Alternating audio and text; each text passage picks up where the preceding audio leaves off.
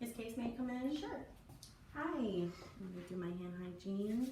How are you doing today? Good. Good. My name is Alisha. I'm an occupational therapy assistant student at Austin Community College. For your safety, can I get you to validate your date of birth? Sure, 9/27/90. Awesome. And can I check your hospital, please? Thank you so much. Can I pull up a chart? Sure.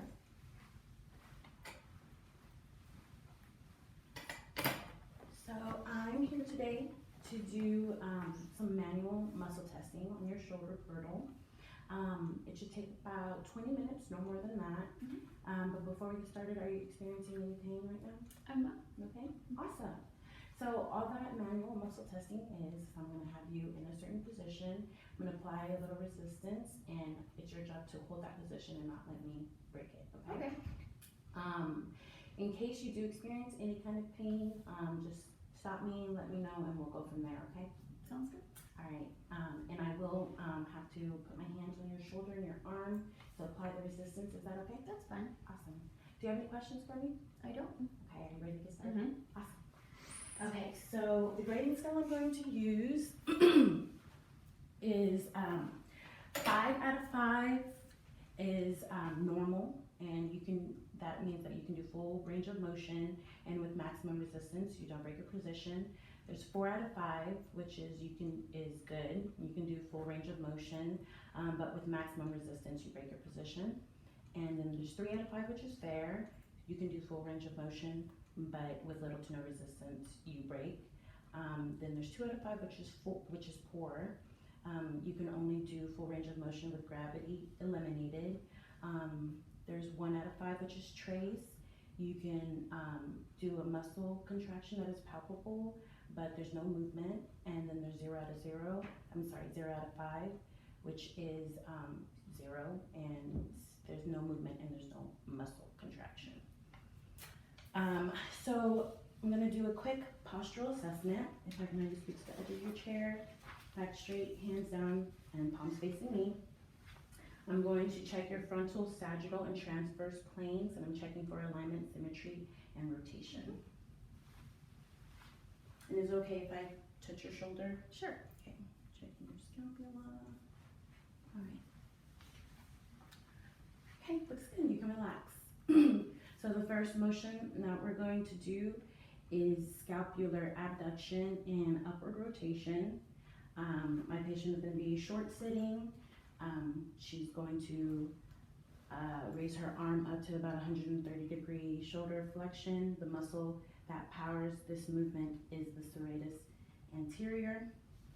For me, the therapist, I'm going to be on my patient's test side, and my stabilizing hand is going to be just below the inferior angle of the scapula. And I'm going to apply resistance to the distal end of the radius. Okay, in this case, if I can have you pick a spot on the ceiling and reach out towards that spot, hold this position, don't let me push you down. Okay, relax. Did you experience any pain with that motion? Okay, so you're 5 out of 5. If you show no movement, I would have you in the same position, short sitting. I would have your arm raised above 90 degrees, supporting you below the elbow. And then I would use my other hand to palpate your serratus anterior at the inferior angle of your scapula, fingers along the vertebral border, and my thumb along the axillary border. And I would give you the same command. The next motion that we're going to be doing is scapular elevation. For my patient, she's going to be short sitting, and I'm hands resting in her lap. I'm going to have her raise her, on the count of 3. On the count of 3, I'm going to have her raise her arms up, or her shoulders up to her ears. And the muscle that powers this motion is the upper traps. For me, the patient, for me, the therapist, I'm going to be behind my patient. My hands contoured on the tops of her shoulders, and I will be applying resistance in a downward motion.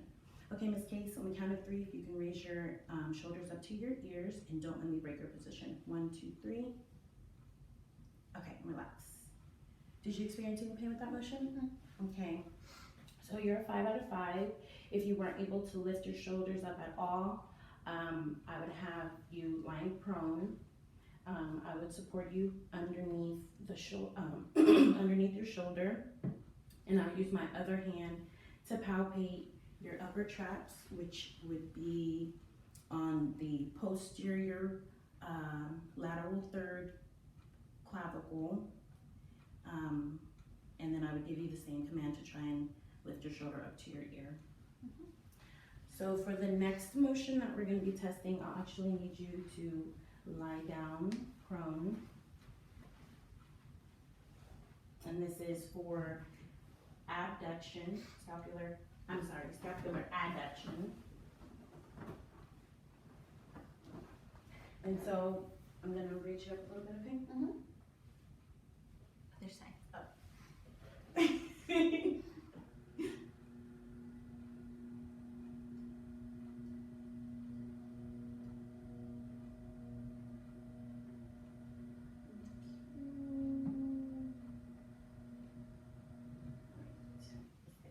Okay, so my patient will be lying prone, arm abducted, or shoulder abducted, elbow flexed, forearm hanging,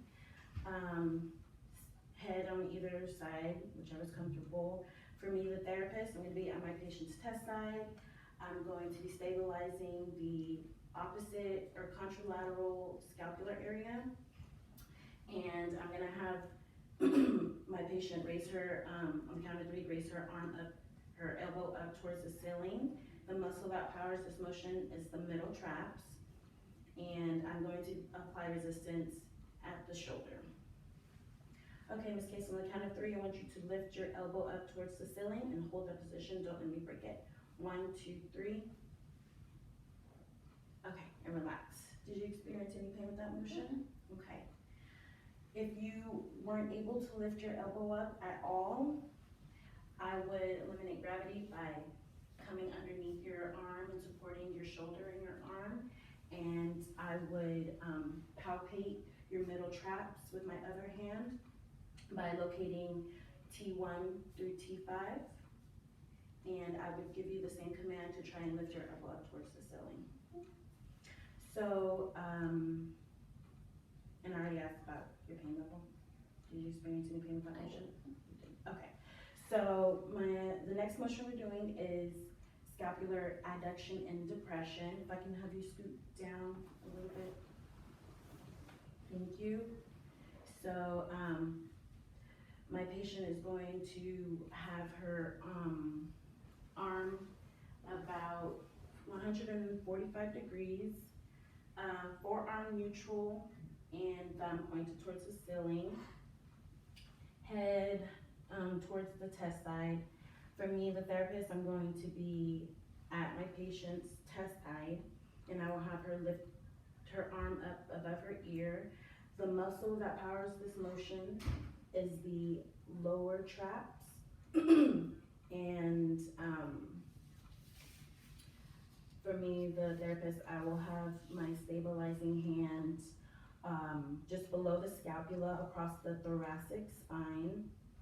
And on the count of 3, Ms. Case, if I can have you lift your hand up past your ear, I'm going to apply resistance on the proximal end of her wrist. Okay, 1, 2, 3, hold. Okay, and relax. Did you experience any pain with that position? Okay, so you're a 5 out of 5. If you weren't able to lift your arm up at all, I would support you below your elbow, and I would use my other hand to palpate your lower traps, which are between T6 and T12, and I would give you the command to try and lift your arm out of my hand. Okay, so the next motion you're going to be doing is scapular adduction and downward rotation. So for this motion, my patient is going to be lying prone. Her arm is going to be adducted, elbow flexed. The back of her hand is, will be on the small of her back. And I will give her, on the count of 3, I will give her the command to lift the back of her hand off of her back. And the muscle that powers this motion is the rhomboid major and the rhomboid minor. For me, the therapist, I'm gonna be on my patient's test side. I don't need a stabilizing hand. I will be applying resistance on the distal end of the humerus. And, okay.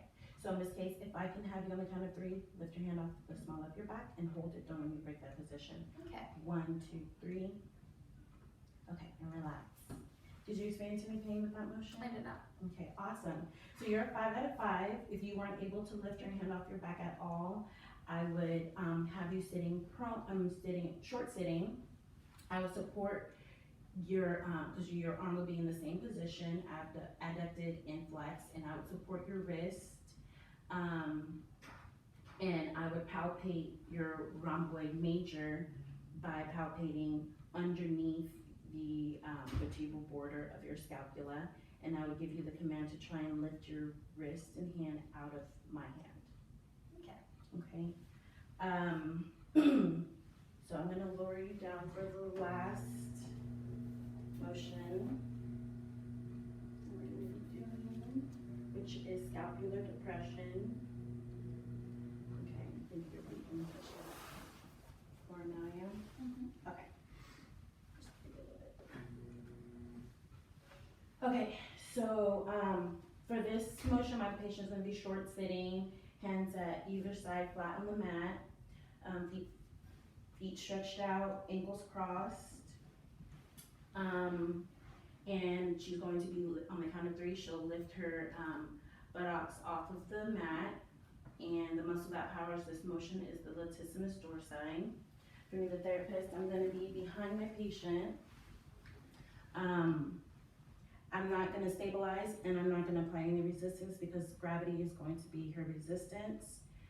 And so in this case, on the count of 3, if you can lift your buttocks off of the mat, 1, 2, 3. Okay, and relax. Did you experience any pain with that motion? Okay, so if she was not able to lift at all or showed no movement, I would palpate the latissimus dorsi by going just above the waist along the lateral aspect of the thoracic wall, and I would give her the command to try and lift herself off of the mat. Okay. So in this case, if you can take a seat here, we'll wrap things up.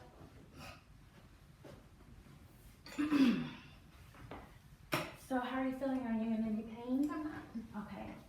So you scored a 5 out of 5 on all your muscle movements. So all of your muscle power movements are normal. So you can get back to, I didn't state your occupation. Muscle power to get back to race car driving. Okay, good. So next week what we'll work on is muscle endurance. Okay. So do you have any questions for me? I don't. Okay.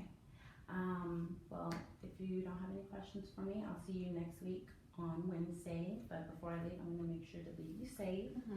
Feet flat on the floor, back touching the back of the chair. Your call light is nearby. Let me make sure to clear pathways. I'm going to do my hand hygiene. Thank you so much for your time, Ms. Case. I'll see you next week. Okay.